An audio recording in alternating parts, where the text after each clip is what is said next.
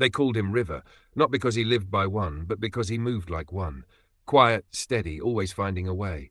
Real name was Kwame Armour, a lean, soft-spoken taxi driver in Accra who kept a prayer on his lips and a tow rope in his boot. He drove nights mostly, when the humid air cooled a little and the city lights turned to glitter on wet asphalt. If you asked people at the Shell by Ridge Circle who he was, you'd hear a dozen small stories. The nurse he ferried for half fare, the trotro mate he once bought breakfast when the coins didn't add up. Nothing dramatic. Just a man who believed a small good deed is still a good deed. The night our story begins, the sky broke open without warning. A Ghana rain. Thick and sudden. Within minutes, gutters swelled, headlights smeared into halos, horns grew impatient. Ridge underpass took the first beating. Water climbed fast, brown and swirling. River's wipers slapped.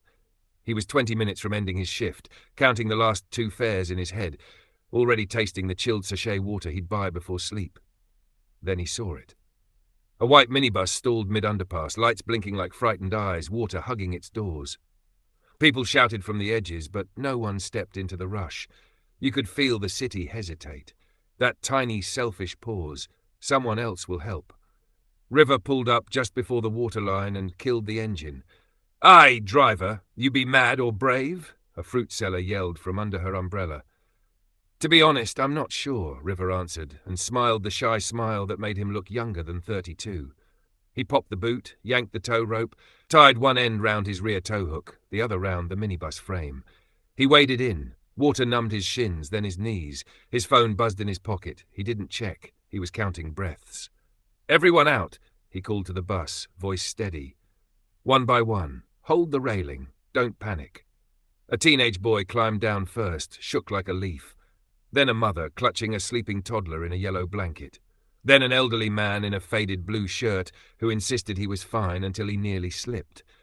River grabbed his arm and set him firm on the concrete lip. "Sir, you go make it," he said, because sometimes people just need to borrow a stranger's certainty. When the last passenger reached safety, River crawled into the driver's seat of the stranded minibus, water kissing the door sill. He put the box in neutral. Outside, a cluster of young guys grabbed the rope and heaved with him. River signaled a trotro driver to ease his taxi forward. Tires spun, rope stretched. For a heartbeat, nothing happened. "Yippee!" someone shouted. "We will do it." The bus lurched, then slid, then moved, slow as forgiveness, out of the underpass and onto higher ground. The little crowd broke into applause that sounded like rain on zinc. River laughed, breathless. He handed the shivering mother his only dry cloth from the glove compartment and refused the money she tried to press into his palm. "Keep it for the child," he said. The toddler woke, blinked at him, then fell back asleep like the world was safe again. By the time he climbed back into his taxi, it was nearly 2 a.m. His seat was soaked. His phone had 10 missed calls from the hotel dispatcher. He drove anyway, humming a hymn he barely remembered, water dripping from his cuffs. At the hotel portico, the manager waited in a crisp shirt that didn't know rain. Mr. Boateng was the type who ironed his sentences and expected them returned the same way. "You abandoned your radio," Boateng said, sharp. 2 VIP pickups missed. We comped them. Do you know how much that cost?" "There was a bus in the underpass," River said. "Children inside. I helped. You are not the National Disaster Management Organization." "I know, but it was there, and I was there." Boateng's jaw worked. "Hand me your keys, Mr. Armour. We cannot build a reliable service on personal heroics." It stung, of course it did. Work was work. Rent did not negotiate with conscience. River stood there, wet shirt clinging to his back, heart beating too loudly for such a quiet lobby. He offered the keys with both hands like they were fragile. "Thank you for the opportunity," he said, not because he was trying to be noble, because he honestly meant it. He walked out into the rain that had softened to a drizzle. The city smelled of wet dust and diesel. He could already hear the voices that would say he was a fool. He didn't argue with them in his head. He just felt tired in the bones. On the way home, he passed the underpass again. Water had dropped. The minibus sat glumly at the side like a stubborn cow. He almost laughed. He reached his compound at Osukuku Hill near 3. His single room greeted him with its usual creaks. He hung his shirt on a nail and lay on the thin mattress, listening to the ceiling fan click. He did the math, of course. He always did.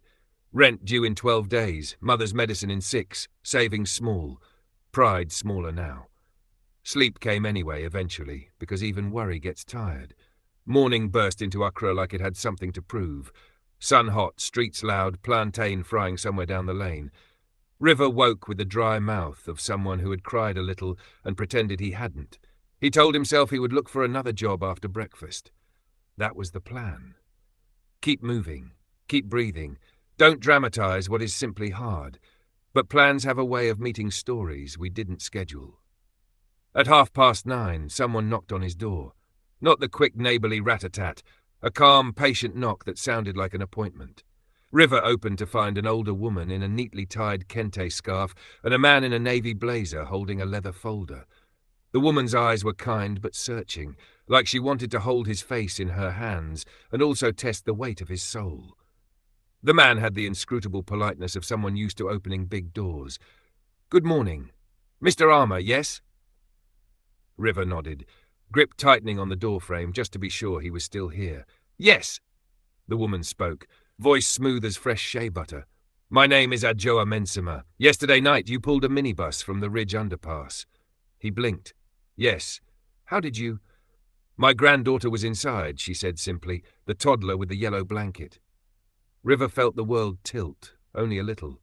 Relief, a tiny rush of joy. He hadn't known whose child he held back from the water, just that she was small and warm and ridiculously trusting of a stranger. She slept through the whole drama, River said, a surprised laugh escaping. Like angels put a hand over her eyes. "They may have," Adjoa said, and for a moment the worry around her mouth softened. Then her posture shifted. The business of the visit returned to her face. "Mr. Armour, I chair the board of Mensima Foods. We have a distribution yard at Tema and a problem there that honesty can solve better than expertise." The man in the blazer set the folder against his chest. "We would like to talk to you," he said. "Not about charity, about work." River opened his mouth, closed it, opened it again. Words felt slippery. "I am a driver," he managed. "Not an expert of Tema anything." "We have experts," the man said, almost smiling. "They are very clever. Some are also very clever with the truth." Adjoa glanced at the room behind him, then back at him, as if weighing how much to say on a doorstep. "Yesterday," she continued, "you answered to no one but your conscience. It cost you. I don't plan to pay you back for saving a child. There is no price for that. But I do plan to trust the kind of man who stops his life for strangers." River thought of the hotel keys leaving his hand like a goodbye. He thought of the tow rope, the rope burn on his palm now scabbed over. He thought unhelpfully of his mother's voice when she called him River for the first time. "Find your way, no matter the rocks." "What exactly are you asking?" he said at last. The man in the blazer finally opened the folder. There was a crisp document on top, and beneath it a photograph of a warehouse gate with half the letters missing from its signboard. Menma DS. He slid the photo forward with 2 fingers. "We're asking you," he said, "to go there quietly for 1 week. Watch, listen, write what is true, then tell Madame Adjoa what nobody else wants to tell her." River stared at the photograph. The gate looked tired. The shadows in the picture made the yard seem like a mouth half closed over a secret. "Today," the man added, almost as an afterthought, "if you can. Transport is waiting downstairs."